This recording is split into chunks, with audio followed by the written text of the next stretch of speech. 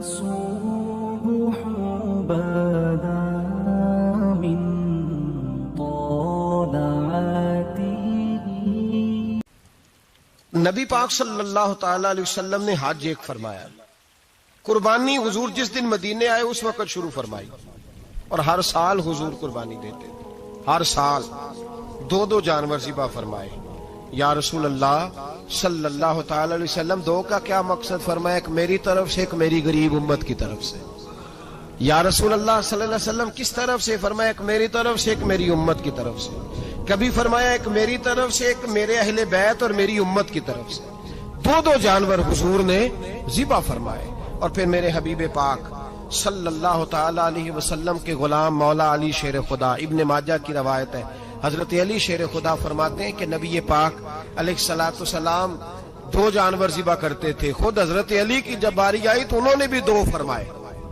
تو صحابہ نے پوچھا کہ علی دو کیوں؟ دو کس لیے؟ تو حضرت علی رضی اللہ تعالیٰ عنہ فرمانے لگے مجھے میرے حبیب نے وصیت فرمائی تھی کہ علی تو نے دو کرنے، ایک اپنی طرف سے کیا کرنا، ایک میری طرف سے کرنا. تو میں ایک اپنی طرف سے دیتا ہوں، ایک اپنے نبی پاک کی طرف سے دیتا ہوں صلی اللہ علیہ.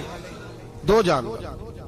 آپ لوگوں نے سنی ہوئی ہے یہ بات کہ مہینہ کھانا نہیں پکتا تھا حضور کے گھر میں. حضرت عائشہ فرماتی ہیں 3 چاند اور 3 سورج کٹھے کبھی نہیں دیکھے جب ساتھ روٹی بھی کھائی ہو. یعنی 3 دن مسلسل کبھی کھانا نہیں کھایا. قربانیاں کتنی دی بولیے؟ حضرت علی شیر خدا کا مکان کوئی نہیں اپنا، کوئی گھر نہیں بنایا. مولا کائنات شیر خدا، میں نے یہ بات پھر دوہرا رہا ہوں، پہلے بھی میں نے عرض کی تھی، پکا کرنے کے لیے دوہرا رہا ہوں. حضرت علی کا کوئی کاروبار نہیں بظاہر. بی بی صاحبہ فرماتی ہیں کہ کئی ہفتے صرف سرکہ اور کھجوریں. قربانیاں کتنی؟ اسی سارے صاحب لان ٹورے ہیں کہ ساڑھے تے لگ دیئے کہ نہیں پکا. اور پھر جب بات ہوتی ہے دینے کی تو ماحول اور ہوتا ہے، جب لینے کی باری ہوتی ہے تو ماحول اور ہوتا ہے. قربانی واجب ہے اس شخص پر جس کے پاس 52.5 تولے چاندی یا 7.5 تولے. لیکن میں 7.5 تولے والا فتویٰ نہیں دیتا، میں 52.5 تولے چاندی والا فتویٰ دیتا ہوں. اس لیے کہ 52.5 تولے چاندی تو شاید تولہ یا 1.5 تولہ سونے کے برابر ہی ہو جائے. ٹھیک ہے نا جی؟ تو 7.5 تولے سونا 50-60 ہزار روپیہ جس آدمی کے اکاؤنٹ میں موجود ہے وہ قربانی کرے.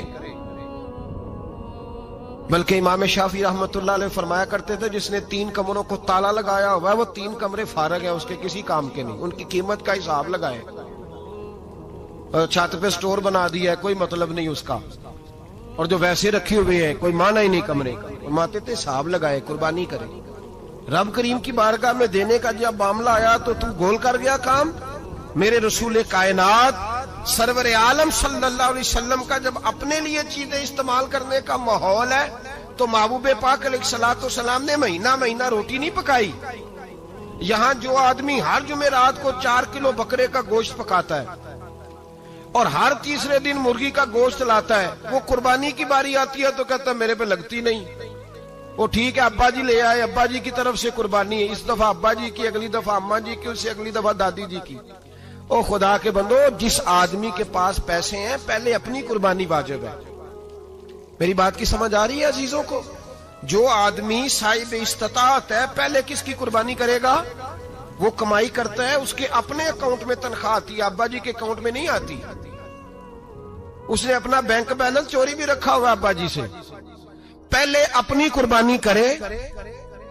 اگر اس کو شوق ہے، دل کرتا ہے تو ایک اور خریدے، پھر ابا جی کی طرف سے کرے. اگر اللہ نے توفیق دیا تو ایک اور خریدے، اماں جی کی طرف سے کرے. اور اگر اس کے دل کو اللہ ٹھنڈک عطا کرے، سکون کرے، تو پھر اپنے رسول کی طرف سے بھی قربانی دے، پھر اپنے محبوب کی جانب سے بھی قربانی کرے. نبی پاک صلی اللہ تعالی علیہ وسلم نے ہر سال 2 قربانیاں دی. 10 سال کل کتنی ہوگی 10 سالوں میں بولیے؟ اور جب حضور حج کرنے گئے نبی پاک نے 63 اونٹ ذبح فرمائے. ایک اونٹ میں کتنی قربانیاں ہوتی ہیں؟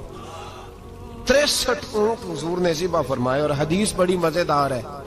حضرت ابو ہریرہ رضی اللہ تعالیٰ عنہ فرماتے ہیں کہ جب اونٹ ذبح کرنے کی باری آئی تو ہم سوچ رہے تھے، پریشان تھے کہ یہ تو بڑا مشکل ہے ذبح کرنا.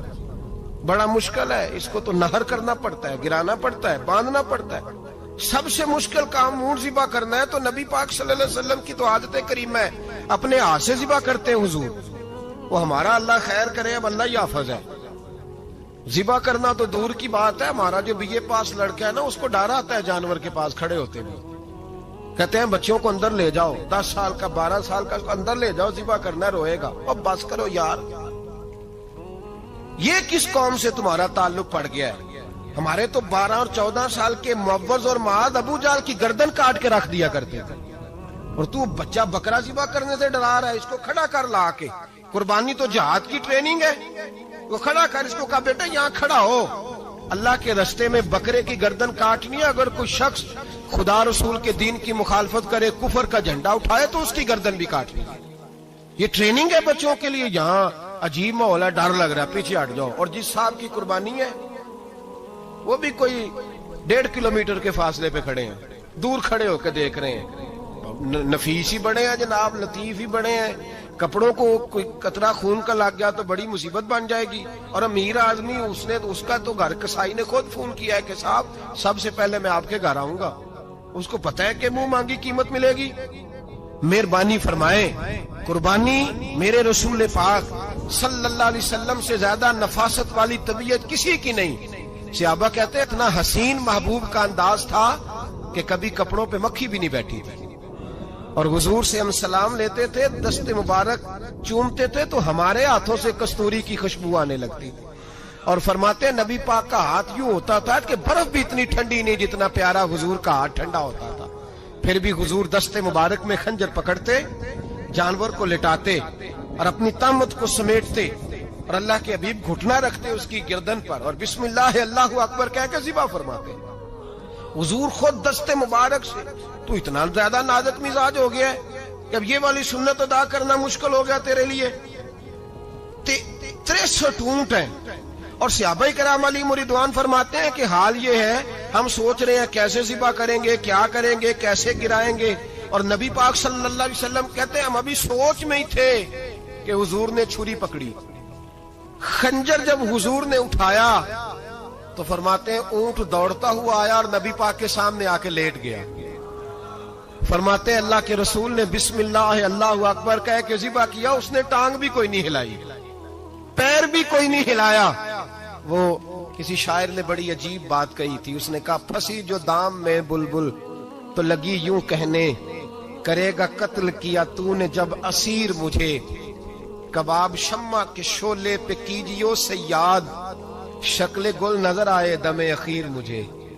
وہ کہتے ہیں بلبل کو شکاری، صیاد شکاری، شکاری نے پکڑ لیا بلبل کو، تو صیاد سے بلبل کہنے لگی تو نے پکڑا ہے تو قتل تو کرے گا ہی نا، کھائے گا تو صحیح، ایک میری منت ہے۔ شکاری کہنے لگا وہ کیا؟ تو بلبل کہنے لگی جب تو مجھے ذبح کرے نا اور پکائے تو مجھے پھول سے بڑی محبت ہے، اس طرح کرنا، کوئلے اتنے زیادہ دہکانا، اس قدر زیادہ آگ جلانا کہ ان کی شکل گلاب کے پھول کی طرح سرخ ہو جائے، تو جب تو مجھے ان پر جلائے گا تو مجھے تکلیف نہیں ہوگی، اس لیے کہ محبوب کا چہرہ جو سامنے آ جائے گا مجھے تکلیف نہیں ہوگی۔ پھنسی جو دام میں بلبل تو لگی یوں کہنے، کرے گا قتل کیا تو نے جب اسیر مجھے، کباب شمع کے شعلے پہ کیجیو صیاد، او شکل گل نظر آئے دم اخیر مجھے۔ اعلیٰ حضرت بریلوی علیہ رحمہ فرمایا کرتے تھے، فرماتے تھے بڑی تکلیف ہوگی، بڑی تکلیف ہوگی جب جان نکلے گی۔ روایتوں میں آتا ہے جس طرح باریک دوپٹہ جھاڑیوں پہ ڈالا جائے، کھینچا جائے تو پھٹ جاتا ہے، یوں تکلیف ہوگی۔ پر فرمانے لگے رسول اللہ کے غلام کو کوئی تکلیف نہیں ہوگی۔ حضور کیوں؟ فرمایا اس لیے کہ جب جان نکلنے لگے گی تو سامنے جلوہ ودوحات آ جائے گا، حضور کے جلوے ہوتے رہیں گے تو پتہ ہی نہیں چلے گا جان کیسے نکل گئی۔ پھنسی جو دام میں بلبل، تو صحابہ فرماتے ہیں کہ اونٹ دوڑتا ہوا آیا، حضور کے سامنے آ کے لیٹا، نبی پاک نے ذبح فرمایا، اور فرماتے حد ہو گئی۔ حضور نے توجہ فرمائی تو دوسرا دوڑتا ہوا آ گیا، تیسرا آ گیا۔ حضرت ابو ہریرہ فرمایا کرتے اونٹ ایک دوسرے کو دھکے دیتے تھے، پیچھے ہٹ جا، پہلے میں نے جانا ہے، پہلے میں نے جانا ہے۔ 63 اونٹ وادی منا میں حج کے موقع پر میرے رسول پاک نے دست مبارک سے ذبح فرمائے۔ ہر قربانی حضور نے اپنے ہاتھوں سے فرمائی.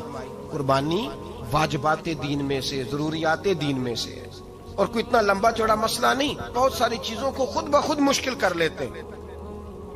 ٹی وی پہ خبر آتی ہے فیصل آباد کے 2 بیل ہیں، بھولو اور ڈولو، پتہ نہیں کتنے من ان کا وزن ہے. ان سے پوچھا جا رہا ہے کہ بھولو ڈولو کھاتے کیا ہے؟ تو کہتے ہیں بادام کھاتے ہیں، مکھن کھاتے ہیں.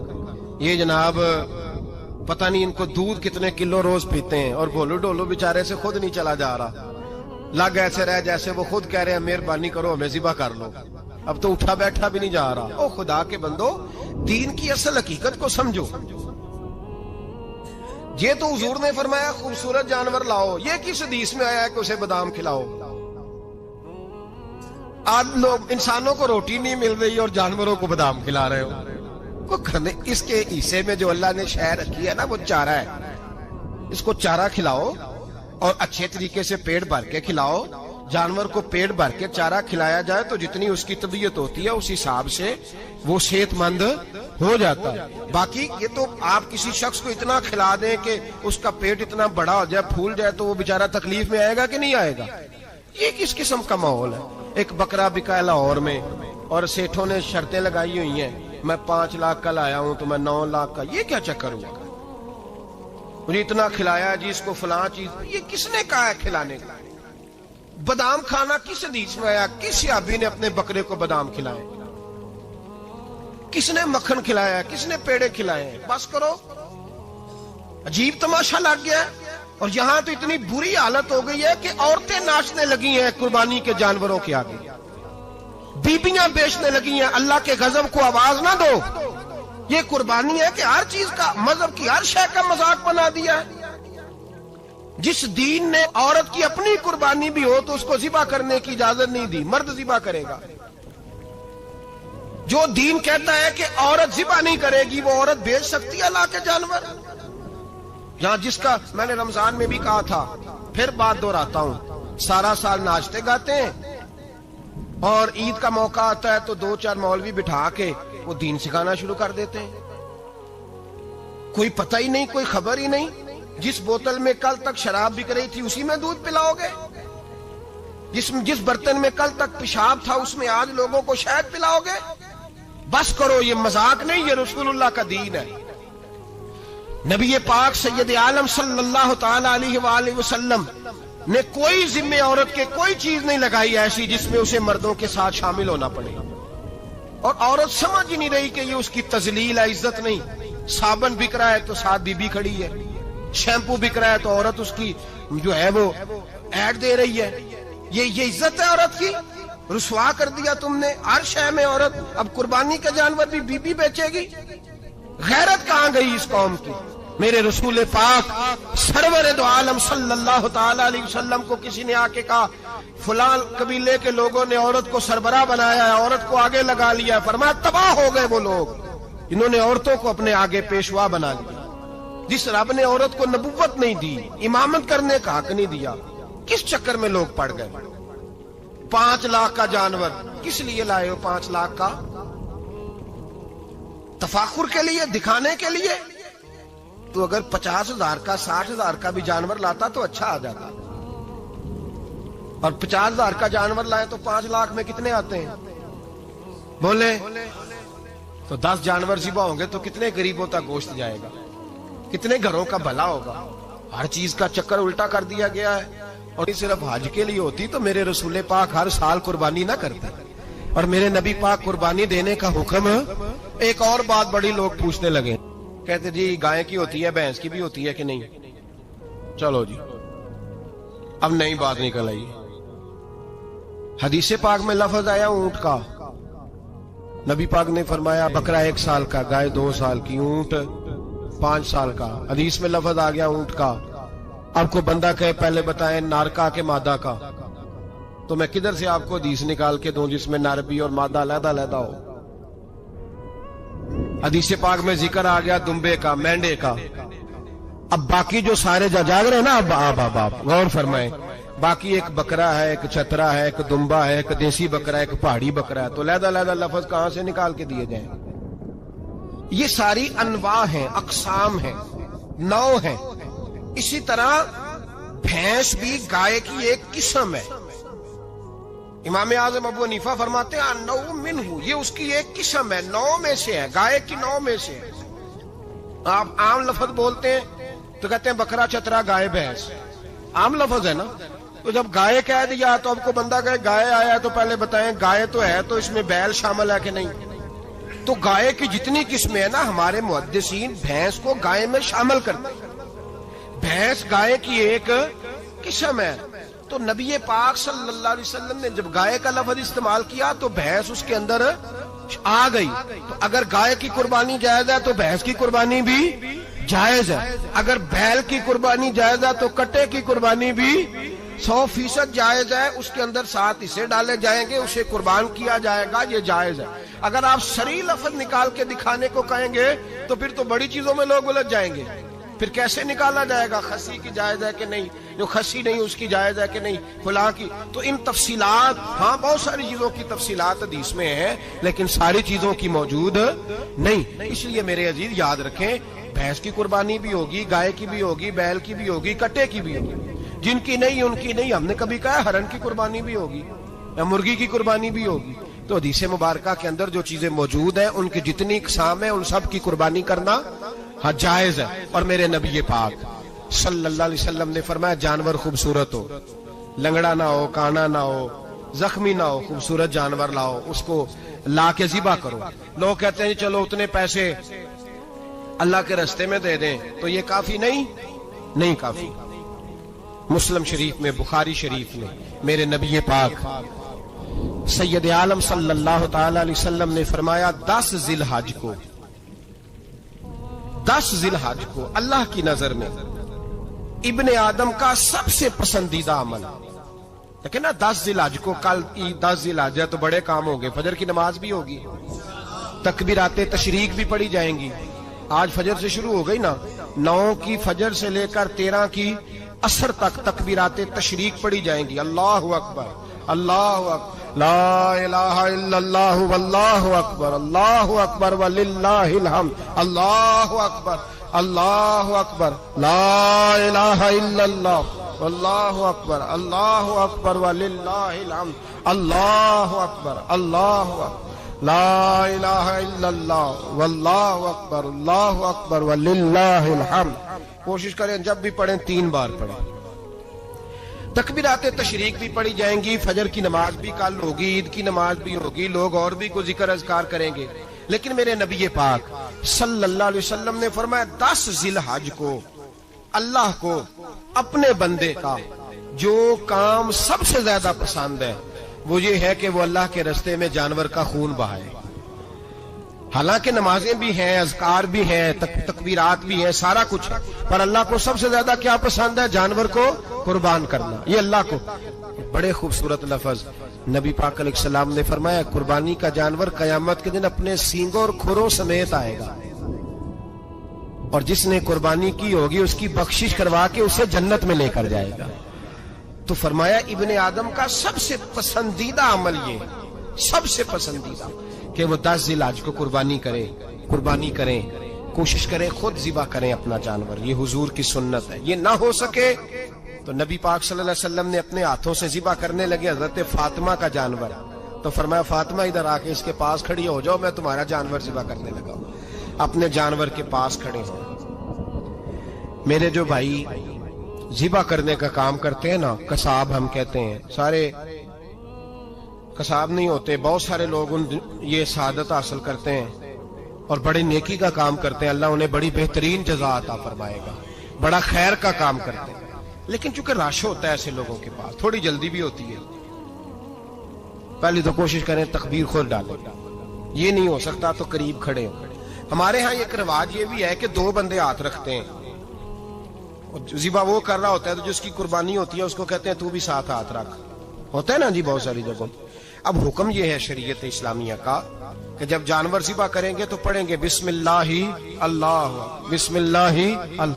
हाँ, नबी पाक सल्लल्लाहु अलैहि वसल्लम ने लंबी दुआ पढ़ी, सहाबा भी लंबी दुआ, इन्नी वज्जहतु वजही लिल्लज़ी फ़तरस समावाति वल अर्द हनीफम वमा अना मिनल मुशरिकीन, ये भी पढ़ा। اور پھر میرے رسول پاک صلی اللہ علیہ وسلم نے یہ بھی کہا کہ اللہ میری طرف سے قبول فرما، میری امت میری اہل بیت کی طرف سے قبول فرما۔ صحابہ جب جانور ذبح کرنے لگتے پہلے یہ دعا پڑھتے، پھر کہتے اللہم تقبل منا کما تقبلتا خلیل کا ابراہیم علیہ السلام وتقبلتا حبیب کا محمد صلی اللہ علیہ وسلم، اے اللہ ہم سے بھی قبول فرما جیسے تو نے حضرت ابراہیم سے قبول فرمائی اور جیسے اپنے حبیب حضرت محمد صلی اللہ علیہ وسلم سے قبول۔ یہ ساری دعا پڑھیں اور جب جانور ذبح کرنے لگے تو پھر پڑھیں بسم اللہ اللہ بسم اللہ اللہ۔ اچھا، دو آدمیوں نے ہاتھ رکھا ہوا ہے، دو آدمیوں، اب اگر ایک نے بھی نہ پڑھی بسم اللہ اللہ اکبر تو جانور حلال نہیں ہوگا، دونوں کو پڑھنا پڑے گا۔ یہ مسئلہ یاد رکھیں۔ ایک اور بات بھی بتانی ہے آپ کو، وہ بھی آپ نے یاد رکھنی ہے۔ قربانی کے بڑے جانور میں کتنے حصے ہوتے ہیں؟ 7۔ اب 7 حصوں میں 7 کی نیت قربانی کی ہونی چاہیے، 7 کی۔ 6 حصے ڈال گئے، جو چلے تھوڑے سے زیادہ امیر لوگ نہیں تھے، نارمل تھے، انہوں نے 6 حصے ڈال لیے۔ 7واں امیر آدمی تھا، اس کو جا کے کہا یار ایک حصہ نہیں مل رہا تو چل تو نے تو 2-3 بکرے لیے ہوئے ہیں، تو بھی شامل ہو جا۔ اس نے پہلے تو کہا نہیں یار میں نے اب لے لی ہے، پھر جب اصرار کیا تو کہا چلو ٹھیک ہے بڑے گوشت کا قیمہ کرا لیں گے۔ تو اس طرح کرو، ڈال لو میرا بھی حصہ۔ اب 6 کی نیت قربانی کی، 7ویں کی گوشت کی، کسی کی بھی قربانی نہیں ہوگی، گئے سارے۔ اب اس کے لیے شرط کیا ہے کہ اس کو بھی آپ، اصل میں ہمیں مسائل نہیں آتے، نہ ہم سیکھتے ہیں نہ پتہ کرتے ہیں، پھر خرابی ہوتی ہے۔ اب اس سے کہیں کہ یار قربانی سے پہلے اپنی نیت کا اعادہ کر، اپنی نیت کا اعادہ کر، بتا کہ تیری نیت کیا ہے، اور اگر غلط ہے تو صحیح کر لے، تاکہ سب کی قربانی تو بتا۔ یہ جو تو رکھ رہا ہے قربانی، تو کس کی قربانی کر رہا ہے؟ دادا جی کے نام کی، ابا جی کے نام کی، اپنے پیر کے نام کی، استاد کے نام کی، یا رسول پاک صلی اللہ علیہ وسلم کے نام، نبی پاک کے نام کی؟ اس سے پوچھیں، اور جو وہ نیت بتائے اس نیت کی دعا ہوگی، اس کی طرف سے کہا جائے گا اے اللہ اس کی طرف سے اسے قبول۔ میری بات کی سمجھ آ رہی ہے میرے عزیزوں کو؟ اور اس ارادے کے ساتھ قربانی، اگر ایک کی بھی نیت خراب ہو گئی تو مسئلہ بگڑ گیا۔ اس لیے ان مسائل کو، اور نبی پاک کے نام کی جو قربانی ہوگی، سبحان اللہ، میں کرامات کا زیادہ قائل نہیں، ہم کرامات کے نہیں کیفیات کے قائل ہیں، کیفیات کی۔ اور دین ویسے بھی لفظوں کا نام نہیں، کیفیت کا نام ہے۔ میرے حساب فرمایا کرتے تھے ہم کرامت سے زیادہ کیفیت کے قائل ہیں۔ اگر مرید ساری زندگی کرامتیں سناتا رہے اور کبھی اسے مدینے جانے کا شوق ہی پیدا نہ ہو، کبھی نبی پاک کے نام پہ آنسو نہ آئے، تو پھر کرامت کا فائدہ نہیں، کیفیت تو ملی نہیں اسے، ہم کیفیت۔ اسی طرح ہم نظرانے کے نہیں نظر آنے کے قائل ہیں۔ تو بھائی یہ یاد رکھ لیں، کیفیت کا نام دین ہے۔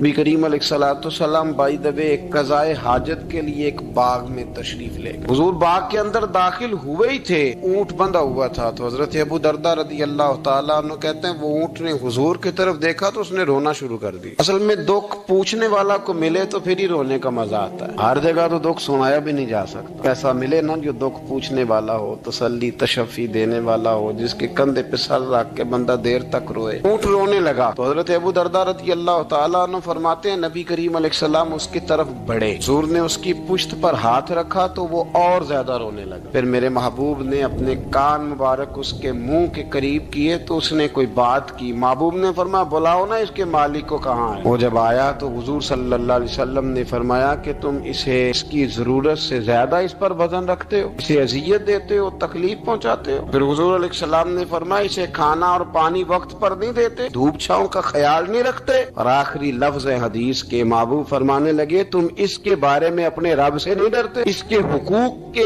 تحفظ کے لحاظ سے تم اللہ کا خوف نہیں رکھتے، وہ تم سے پوچھے گا اس کے بارے میں۔ یہ حدیث حضرت ابو درداء رضی اللہ تعالیٰ عنہ نے سنی ہوئی تھی نا۔ جب آپ کا اپنا وقت وصال آیا نا تو حضرت ابو درداء نے بھی اونٹ رکھا ہوا تھا۔ جناب ابو درداء رضی اللہ تعالیٰ عنہ نے گھر والوں سے بھی معافیاں مانگی، رشتہ داروں سے بھی، دوستوں سے بھی، تو پھر اونٹ کے سامنے بھی جا کے کھڑے ہو کہنے لگے اونٹ دیکھنا اللہ کی بارگاہ میں میری شکایت نہ کر دینا، اس کے حضور کہہ نہ دینا کہ یا اللہ اس نے میرے حق نہیں ادا کیے۔ فرمایا میں نے کوشش کی ہے تیرے حقوق ادا کرنے کی، اور اگر کہیں کمزوری رہ گئی تو مجھ سے درگزر کرنا۔ نہیں، یہ انداز تھا ان لوگوں، جن باتوں کا ہمیں پتہ چل چکا ہے اس پر عمل کی بھی تو کوشش ہونی چاہیے۔ تو میرے عزیزوں، جانوروں کے حقوق میرے نبی کریم علیہ الصلوۃ والسلام نے بیان فرمائے۔ سب سے پہلی بات حضور نے یہ بیان کیا کہ جانور کو گالی نہ دو۔ ایک شخص نے ایک مرغ کو گالی دی تھی تو نبی پاک علیہ السلام نے فرمایا اسے گالی نہ دے، یہ تو تجھے آذان کے لیے بیدار کرتا ہے۔ پتہ نہ کچھ نوابزادوں اور شہزادوں کی نیند خراب کرتا ہے مرغا بھی۔ تو خیر مرغوں نے اذانیں پڑھنی چھوڑ دی۔ تکلیف کی بات ہے، خوشی کی بات نہیں، درد کی بات، یہ اذیت کی بات نہیں۔ وہ وطن بھی کو وطن ہے جس میں اذان کی آواز ہی نہ آئے، وہ دیش بھی کو دیش ہے۔ ہم جا کے اب بسنے لگے ہیں ٹاؤنوں کے اندر، سوسائٹیوں کے اندر، جہاں اذان کی آواز ہی نہیں آتی۔ کچھ جگہ ہے جہاں اذان کی آواز ہی نہ آئے۔ ہمارے ہاں جو غریب لوگ ہوتے ہیں نا، وہ گدا ریڑھی پہ دفعہ سبزی بیچتے ہیں۔ یہ ہمارے آج کل کنو بہت زیادہ ہے مارکیٹ میں، تو میں دیکھتا ہوں کہ سڑک کے اوپر گدے کو بھی کھڑا کیا ہوا، اس لیے کہ اب وہ اسی کے اوپر سارا دن رکھیں گے اس کو، اور شام تک جب تک بکے گا نہیں اس بیچارے کی خلاصی نہیں ہوگی۔ نبی پاک صلی اللہ علیہ وسلم نے فرمایا کہ جانور کو سواری بناؤ، کرسی نہ بناؤ۔ دو صحابہ بیٹھے تھے گھوڑے کے اوپر، ایک ادھر بیٹھا تھا ایک ادھر بیٹھا تھا، دونوں آپس میں باتیں کر رہے تھے۔ جس طرح ہمارے زمانے میں جو نئی کار خریدتا ہے نا، تو اس کا بھی کوئی واقف مل جائے تو وہ روڈ کے اوپر کھڑے ہو کے بات کرتا ہے، چونکہ روڈ تو اس نے الاٹ کرایا نا اپنے نا۔ تو میرے جیسا آدمی کئی دفعہ پیچھے ہو بھی نا، تو ایک دن بچہ مجھے کہنے لگا کہ زور سے ذرا ہارن دی، تو میں نے کہا یار اس کے پاس نئی دولت آئی ہے تو مطلب اس کو ہارن نہ دے، پتہ نہیں کہاں سے بولے گا، تو اس کا تو کچھ نہیں بگڑے گا، تو ہمارے لیے مسئلہ بنے گا۔ یہ ارجنی اب یہ کھڑا ہے تو کھڑا، یہ اس کو لوگ چودراہٹ سمجھتے ہیں، یہ چودراہٹ نہیں ہوتی، اس سے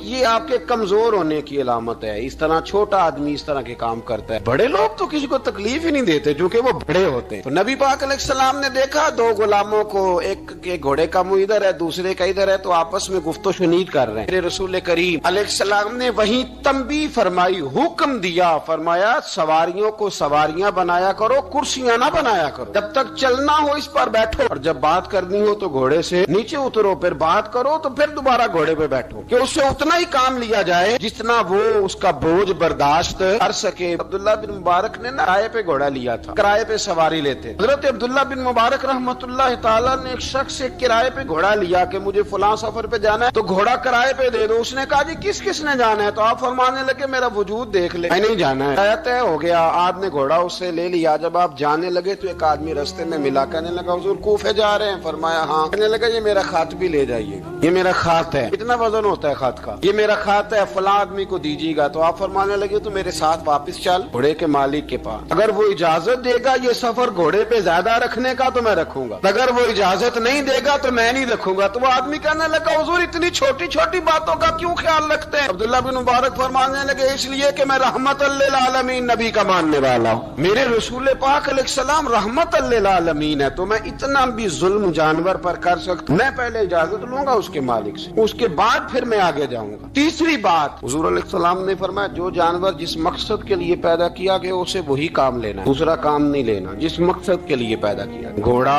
گدھا اور خچر کھانا اسلام میں ذبح کر کے کھانا اس لیے جائز نہیں رکھا گیا کہ یہ سواری کے جانور ہیں، تو جو سواری کے جانور ہوں گے انہیں ذبح کر کے کھایا نہیں جائے گا، اسے سواری کا کام لیا جائے گا، اور جو جانور گوشت والے ہوں گے ان سے گوشت کا کام لیا جائے گا، جو دودھ والے ہوں گے اس سے دودھ کا کام لیا جائے گا۔ بخاری مسلم میں موجود ہے، نبی پاک علیہ السلام فرماتے ہیں ایک شخص نے بیل پر سواری کر لی، اس نے سواری کر لی اور جب وہ تھوڑا سا آگے گیا نا تو بیل اپنا منہ پیچھے کر کے کہنے لگا میں سواری کے لیے نہیں پیدا کیا گیا۔ اللہ نے اسے زبان عطا فرمائی اور بیل بول پڑا، کہنے لگا مجھے حال کے اندر جوت لے، یہ کام مجھ سے لے لے، لیکن تو میرے اوپر سواری نہیں کر سکتا، سواری کے لیے اللہ نے گھوڑے پیدا کیے، اونٹ، گدھے اور خچر پیدا کیے ہیں، جو جانور جس مقصد کے لیے ہوگا اس سے وہی کام لیا جائے گا۔ ایک بات اور کرنے لگا ہوں ذرا سخت ہے، جانوروں کو لڑانا حرام ہے۔ حضرت عبداللہ ابن مسعود رضی اللہ تعالیٰ عنہ روایت بیان کرتے ہیں، فرمایا لعنتی ہے وہ شخص جانوروں کو آپس میں لڑاتا ہے، وہ لعنتی ہے جو جانوروں کو آپس میں اور آپ اس ملک میں رہتے ہیں جہاں کروڑوں روپے کی شرطیں لگتی ہیں جانوروں کی لڑائی، جانوروں کو اذیت دی جاتی ہے، تکلیف دی جاتی ہے۔ जाती है, कबूतर उड़ाए जाते हैं और आई नाम उसको मिलता है जिसका कबूतर देर के बाद आए। कबूतरबाज कबूतर को बैठने नहीं देता। ये हराम है, शरीयत इस्लामिया में हराम है जानवरों का लड़ाना और उनको एक दूसरे के खिलाफ उभारना हराम है, दीन में मना किया गया है। अब जानवर को अगर पालेंगे भी तो उस हद तक पालेंगे कि जिस हद तक उसको किसी अजियत में मुब्तला न किया जाए। कुत्तों की लड़ाई कराई जाती है, मुर्गों की लड़ाई कराई जाती है, जानवरों को अजियत पहुंचती है, बैलों की लड़ाई होती है, सींग टूट जाते हैं, लहू इतना बहता है जानवरों का कि देखा नहीं जाता। लेकिन सामने बैठने वाले तालियां बजा रहे हैं। ये तो बड़े सख्त दिल लोगों के रवैये कि जानवर का खून बह रहा है और आप तालियां बजा रहे हैं। मुर्गे बेचारे की चूंच लहू लुहान हो गई है, सामने वाले ने इतना मारा है और यहाँ तालियां बज रही है कि मेरा जीत गया, बजाय इसके कि उसको पट्टी की जाती, उसको देखा जाता। ये तो संग दिल लोगों का काम है। हम तो रहमतल लिल आलमीन नबी के गुलाम सल्लल्लाहु अलैहि वसल्लम। हमारे दीन ने तो हमें ये मिजाज ही नहीं दिया। हमने तो प्यार करने, हमने तो मोहब्बत बांटनी, हमने तो शफकत करनी। नबी पाक अलैहिस्सलातु सलाम ने अनवर से उसके बच्चों को जुदा करने से मना फरमाया। जब तक बच्चे को माँ की जरूरत है उसे जुदा नहीं किया जाए,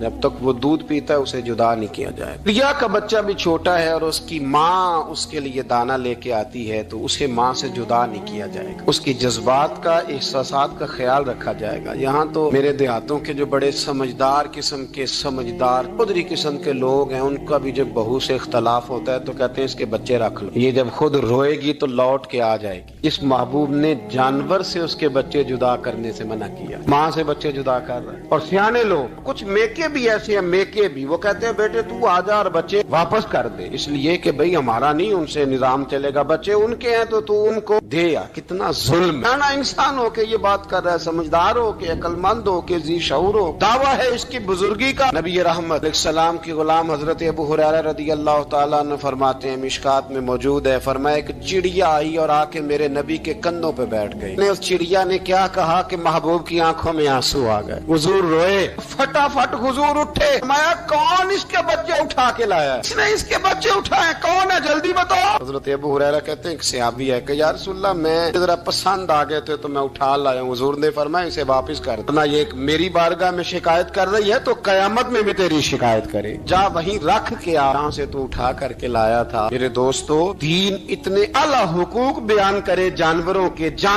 और इंसान उससे आगे बढ़ के इंसानों के साथ सलूक करे। हम ना सियासत से बादशाही लेना चाहते हैं, सियासतदानों के अपनी जेब से इश्तिहार छपवा के बादशाही लेना चाहते हैं, डेरा बना के बादशाही लेना, ना ना ना। बादशाही तो रहम करने से मिलती, बादशाही तो शफकत करने से मिलती, बादशाहियां तो अल्लाह की मखलूक से प्यार करने से मिलती। बादशाहियां, इमाम अहमद बिन हंबल रहमतुल्लाह तआला अलैह फरमाते, मैंने एक मुहद्दिस का तज़किरा सुना कि वो मेरे महबूब की हदीसें बयान करते हैं तो कहते हैं मैं शौके इल्म में उनकी बारगाह में पहुंचा। जब मैं गया तो कुत्ते को खाना खिला रहे, मैंने सलाम ली तो उन्होंने जवाब तो दिया पर कोई इतनी तवज्जो नहीं की मेरी तरफ। मेरे दिल में ख्याल आया मुहद्दिस हैं और कुत्ते के साथ इतना प्यार कर रहे हैं, मेरी तरफ देखा ही नहीं। तो फरमाते हैं वो कुत्ते को खाना खिला के फारिग हुए तो मेरी तरफ देख के कहने लगे, अहमद बिन हंबल, मेरे इलाके में कुत्ते नहीं रहते, कुत्ते दूसरे शहर में ज्यादा पाए जाते हैं, ये भूखा था तो इधर आ गया था। और तुम्हें हुजूर अलैहिस्सलाम की वो हदीस तो पता होगी, नबी पाक ने फरमाया जो किसी के साथ उम्मीद लगाए और वो आदमी उसकी उम्मीद पूरी करने पर कादिर हो फिर भी उम्मीद पूरी न करे तो कयामत के दिन अल्लाह उसकी भी बहुत सारी उम्मीदें पूरी नहीं करेगा, उसे सजा मिलेगी। उम्मीद पूरी करने पर कादिर था, मजबूर नहीं था, पर पूरी न की तो उसे कयामत के दिन सजा मिलेगी। फरमाया ये कुत्ता उम्मीद लगा के आया था मेरे घर में खाने की, अगर मैं पूरी न करता तो फिर हुजूर की उस हदीस पर अमल कैसे होता और फिर मुझे हदीसें बयान करने का मतलब क्या समझ में आता। इमाम अहमद बिन हंबल रहमतुल्लाह तआला अलैह फरमाते हैं, मैंने कहा उस्ताद जी इजाजत दे दें। कहा किधर आए थे? कहा हुजूर जिस काम आया था ना वो मेरा बड़ा ही अच्छा हो गया, वो बड़ा शानदार हो गया, जो हदीस भी आपने बयान कर दी और सिर्फ बयान नहीं किया, आपने तो अमल करके भी दिखा दिया, आपने तो उस हदीस पर मनोवन अमल करके भी दिखा दिया। जानवर के साथ उसने सलूक करना, उसके साथ प्यार करना। कुछ जानवर मूजी होते हैं, शरीयत ने उन्हें मारने की इजाजत दी है, इजाजत दे दिया। जो जानवर तकलीफ देता है, अजियत देता है, उसे मारा जा सकता है, लेकिन जानवर के हुकूक का लिहाज करना, उस पर रहम खाना, उस पर तवज्जो देना, इन चीजों को समझते नहीं अमीर मिल्लत। और अगर मैं कहूँ बानिए पाकिस्तान तो मैं ठीक कहूँगा। बानिए आर्ट था एक उस वक्त अंग्रेजों का बड़ा, जमात अली शाह साहब मुहद्दिस अली पूरी भी पाकिस्तान की तहरीक चला रहे थे और कायदे आजम भी चला रहे थे। तो ला جارج نے قائد اعظم سے کہا تھا کہ قائد اعظم مجھے تیری سیاست سے اتنا ڈر نہیں آتا جتنا جماعت علی شاہ کے دین سے ڈر آتا، اتنا مجھے، میں آن دی ریکارڈ بات کر رہا ہوں ذمہ داری کے ساتھ، کہ تیری سیاست سے میں اتنا نہیں ڈرتا جتنا جماعت علی شاہ کے دین سے ڈرتا، اس لیے کہ یہ جب دین کا نام لے کے پاکستان کی بات کرتا ہے تو لوگوں پہ عدو طاری کر دیتا ہے، اس لیے میں تیری سیاست سے زیادہ اس کے دین سے ڈرتا ہوں۔ پیر ملت پیر جماعت علی شاہ صاحب ابو العرب بھی کہا جاتا، ان زمانوں میں عرب میں غربت آئی تو یہاں سے ہندوستان سے چندے اکٹھے کر کر کے پیر جماعت علی شاہ صاحب لے جایا کرتے۔ مدینہ شریف میں آج بھی جماعت منزل موجود، صاحب کی اپنی رہائش تھی۔ ملت پیر جماعت علی شاہ صاحب نہ مدینے میں گزر رہے تھے تو بڑے بڑے مرید ساتھ تھے، اس زمانے میں لوگ ہاتھوں میں چھڑی رکھا کرتے، جانور اکثر ہوتے تھے تو چھڑیاں ہاتھوں میں ہوتی تھیں، تو پیر صاحب گزر رہے تھے، بوڑھے آدمی تھے، ساتھ تھے، تو ایک کتا دوڑا دوڑا آ گیا، جب وہ پیر صاحب کے قریب سے گزرنے لگا تو ایک مرید نے نہ کتے کی ٹانگ پہ ڈنڈا مارا، پیچھے ہٹ جا، کپڑوں کو نہ لگ جانا، تو چونکنے لگا، رونے لگا، جب بھاگا نا تو لوگ کہتے ہم نے عجیب منظر دیکھا، 100 سال کے پیر جماعت علی شاہ صاحب پگڑی ہاتھ میں پکڑی اور کتے کے پیچھے بھاگنا شروع کر، دوڑ کے کتے کو اٹھا کے لائے اور یوں اس کو سینے سے لگایا، پیر صاحب نا اس کتے کو اپنی رہائش گاہ پہ لے گئے، اپنی پگڑی کھول کے نا تو اس کی پٹی کی، پھر دودھ کا پیالہ اس کے آگے رکھا، کتے نے دودھ پی لیا تو پیر جماعت علی شاہ صاحب نے ہاتھ باندھے، کہنے لگے مدینے کے کتے بھی پاک کی بارگاہ میں میری شکایت نہ کر دینا، حضور کی بارگاہ میں شکایت نہ کرنا کہ یا رسول اللہ یہ آتے حاضری دینا، ہمیں تکلیف دیتے ہیں، شکایت نہ کرنا مصطفیٰ کریم کی بارگاہ میں نے نہیں اسے کہا تھا، اس سے بھول ہو گئی، میں معافی مانگتا ہوں۔ میرے عزیزو، وہاں درد تھا، وہاں سوز تھا، وہاں پیار تھا، وہاں محبت تھی، لیکن ہمارے رویے انسانوں کے حق میں تو کیا جانوروں کے حق میں سخت سے سخت تر ہوتے جا رہے ہیں۔ ہم نے اپنے شوق سے جانور لڑانے شروع کر دیے، کبوتر اڑانے شروع کر دیے، تباہی پر تباہی کا ماحول ہم فراہم کرتے جا رہے ہیں۔ ان سے پیار کریں، ان کو آسانی دینے کی کوشش کریں۔ کچھ لوگ ایسے ہوتے ہیں جو بیچارے بائی نیچر ہی کچھ پریشانیوں کا شکار ہوتے ہیں، اور قرآن مجید نے جو ارشاد فرمایا نا کہ کچھ لوگ نفس کی خواہش کو اپنا خدا بنا لیتے ہیں، تو وہ بلا وجہ بھی بہت ساری باتیں کرتے ہیں جن کا کوئی وجود نہیں ہوتا۔ عورت کو حقوق دلانے کے لیے بہت سارے لوگ بہت ساری غلط باتیں کرتے ہیں۔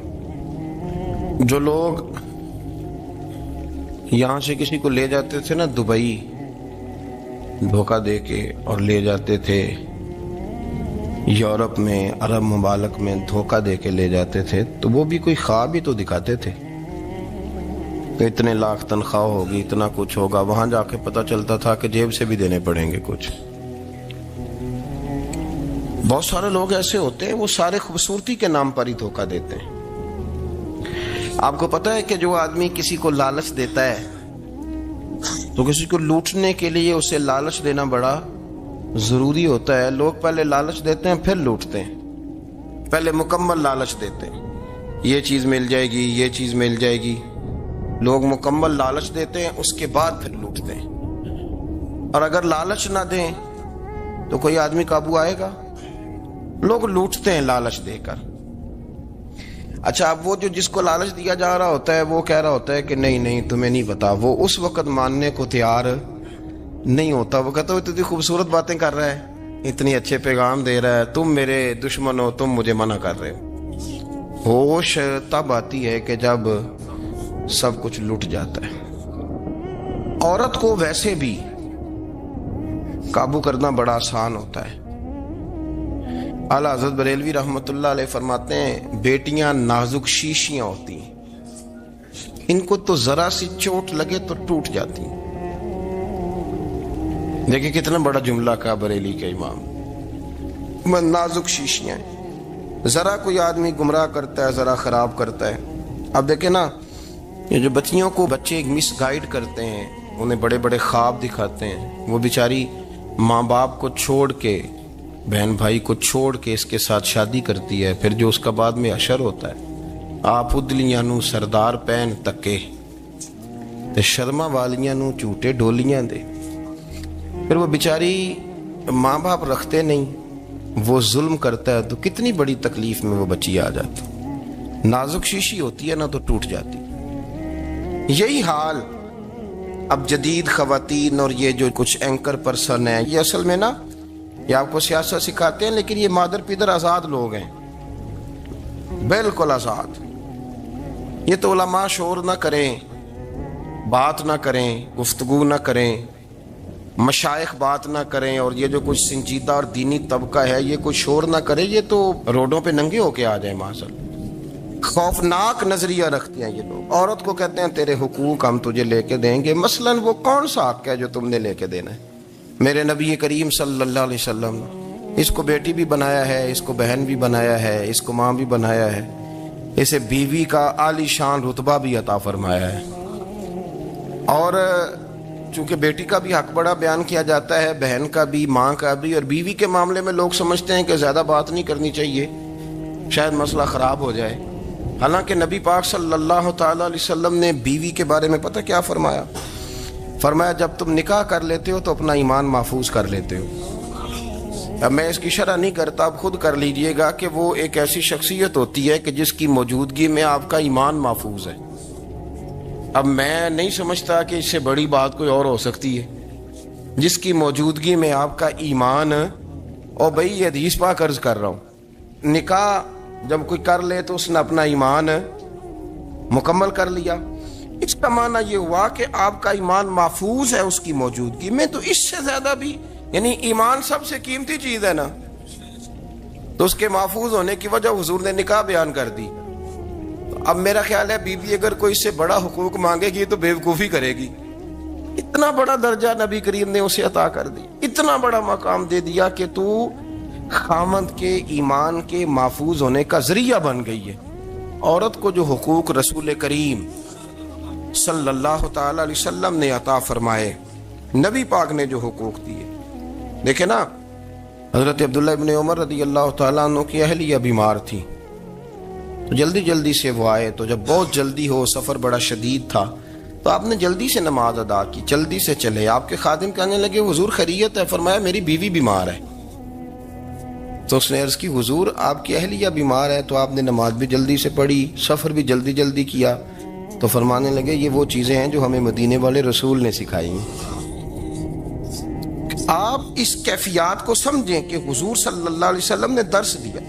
اور پھر ایک اور بہت بڑی بات، یہ فضیلت کسی اور کو نہیں دی، جو عورت کو حضور نے فضیلت دی، یہ فضیلت کسی اور کو نہیں دی۔ کبھی حضور نے فرمایا ہے کہ تمہارا ابا تمہارے ساتھ بہت سخت رویہ کرے تو تم نے اس کو اس سختی پر داد دینی ہے؟ فرمایا چلو اگر وہ زیادتی بھی کرے تو تم نے اس کے ساتھ سلوک اچھا ہی کرنا ہے۔ لیکن آپ ایک بات کو سمجھے نا کہ بچے کے بارے میں، بیٹے کے بارے میں، بیٹی کے بارے میں فرمایا 10 سال کے ہو کے نماز نہ پڑھیں تو سختی کرو، تمہارا ڈنڈا بھی لٹکنا چاہیے۔ بہت ساری جگہوں پہ بہت سارے لوگوں کے لیے سختی کا حکم دیا، لیکن عورت کے لیے حضور نے جو جملے کہے، اصل میں ہم سمجھتے ہیں کہ یہ ایک بات ہے، مشہور ہو گئی ہے روایت حدیث، تو بس اس کے پس منظر پر اور جملوں کے حسن پر شاید معاذ اللہ غور کرنے کی ضرورت نہیں، ذرا اس لفظ کی تاثیر پر غور کریں۔ حضور نے فرمایا عورت ٹیڑھی پسلی سے پیدا کی گئی ہے، یہ ٹیڑھی ہے، تو سیدھا کرنے کی کوشش کرو گے تو ٹوٹ جائے گی۔ تو حضور پھر ہمارے لیے حکم کیا ہے؟ فرمایا جیسی ہے تم اسی کے ساتھ نبھا کرو۔ آپ سمجھیں کہ اتنا محفوظ حضور نے درجہ دے دیا بی بی کو، اتنا محفوظ کہ فرمایا غلطی بھی ہو تو میرے غلاموں تم اس کے ساتھ نبھا کرو، گزارا کر لو۔ اللهم صل على سيدنا ومولانا محمد، اللهم صل على سيدنا ومولانا محمد۔ اللہ کے شیر ہے در کرار پر درود، اللہ کے شیر ہے در کرار پر درود، کہ شیر غدر کرار پر درود، حضرت حسن حسین کے کردار پر درود، اللہم صل علی سیدنا و مولانا محمد وعلی سیدنا علی و سیدتنا فاطمہ و سیدتنا زینب و سیدنا حسن و سیدنا حسین وعلی آلہ وصحبه وبارك وسلم زینب کی بارگاہ میں زینب کی بارگاہ میں زینب کی بارگاہ میں سلام نیاز ہے زینب کی بارگاہ میں سلام نیاز ہے جو مرتضیٰ کی لاڈلی زہرا کا ناز ہے اللہم صلی علی سیدنا و مولانا محمد وعلى سيدنا علي وسيدتنا فاطمة وسيدتنا زينب وسيدنا حسن وسيدنا حسين